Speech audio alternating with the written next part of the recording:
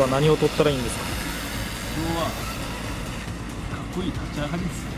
じゃあこういうところ、これでいいです。こういうところ、どっから始まってるんですか？かっこいい、かっこいい立ち上がりはどっから、ここからって教えてください。ちょっと、わかりました。はい、この辺から始まります。なるほど。始まるところですね。で、こっちはこっちはこの辺ですね。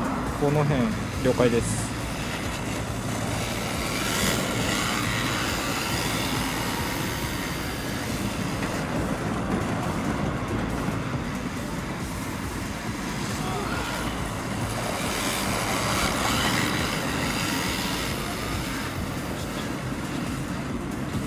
決まってないですね。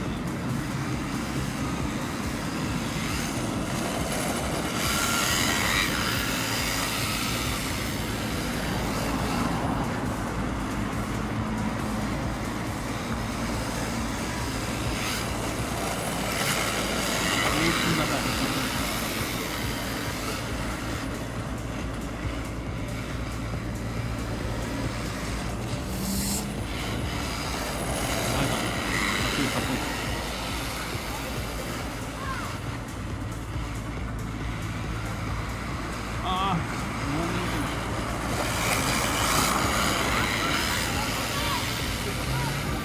向かってくるところですね。